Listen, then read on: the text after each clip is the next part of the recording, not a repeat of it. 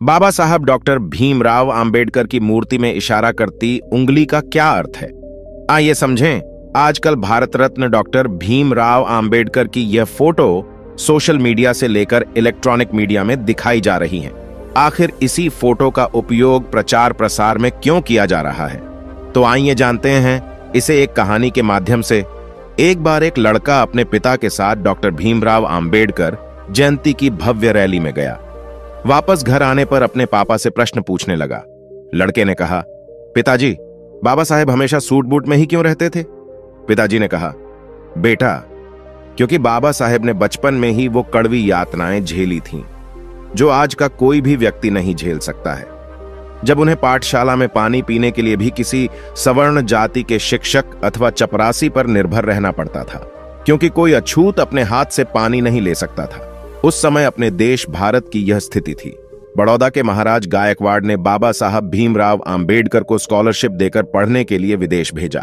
जब वे पढ़ लिखकर भारत वापस आए, तब भी स्थिति वैसी ही थी जैसी बाबा साहब छोड़कर गए थे, क्योंकि बाबा साहब को लगता था कि देश के अछूतों को आजादी से कहीं ज्यादा समानता की आवश्यकता है।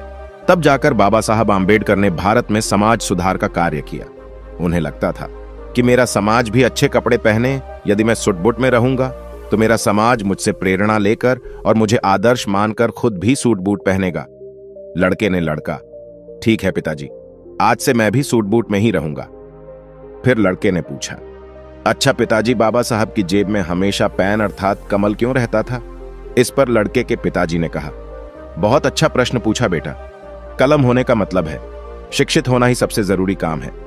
अरे वो सिर्फ कलम नहीं है, बल्कि पीड़ितों, शोषित लोगों को गुलामी से मुक्त करने की वह आधुनिक तलवार है। उसी कलम से बाबा साहेब ने आगे चलकर भारतीय संविधान लिखा। लड़के ने लड़का, पिताजी, मैं भी आज से अपनी जेब में कलम लगाऊंगा और खूब पढ़ाई करूंगा। लड़का आगे अपने पिताजी से कहता है कि पिताजी, मैं आपसे आखिरी प्रश्न पूछ रहा हूं। बाबा साहब उंगली का इशारा क्यों करते थे? आखिर इसकी क्या वजह थी और उनके हाथ में कौन सी किताब है? पिताजी ने कहा, बहुत अच्छा बेटा, बहुत सटीक और तर्कपूर्ण प्रश्न पूछा है आपने। बेटा, उनके हाथ में जो किताब है उसका नाम है भारतीय संविधान है। इस संविधान से भारत देश चलता है और यह संविधान बाबा साहब अंबेडकर ने बनाया है। इतना जातिवाद होने के बावजूद भी हमारे बाबा साहब ने हार नहीं मानी। वो लड़ते रहे और अंत में ऐसा संविधान बना दिया। न कभी ऐसा बना और ना ही कभी ऐसा बनेगा। विश्व का सबसे बड़ा लिखित संविधान अपने देश भारत का है। और बेटा, मैं गर्व से कह सकता हूं कि मैं इस भारत देश का निवासी हूं। इसी संविधान से सभी को समता, स्वतंत्रता, न्याय और बंधुत्वता को बल मिलता है। और हां बेटा, उंगली के इशारे का मतलब है तुम ही इस देश के शासक हो। जाओ, पहले इस संविधान में दिए अपने कर्तव्यों और अधिकारों को जानो और फिर अपने में से योग्य व्यक्ति को संसद भेजो जो आपके हक और अधिकारों को उठा सके। अगर इस संविधान को सही मायने में अमल में लाना है तो योग्य लोग संसद में आने चाहिए। वह उंगली से यह संबोधन करते हैं कि अपने भले के लिए स्कूल, कॉलेज और संसद में जाओ।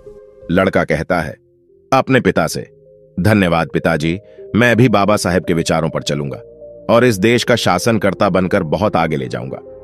वैसे तो बाबा साहेब ने कहा है, मेरी जय जयकार करने की अपेक्षा मेरे बताए हुए मार्ग का अनुसरण करें। दोस्तों, आज की वीडियो में बस इतना ही। इस चैनल पर मैं सिर्फ बाबा साहेब के जीवन से जुड़ी छोटी बड़ी सभी जानकारी लेकर आता रहता हूं।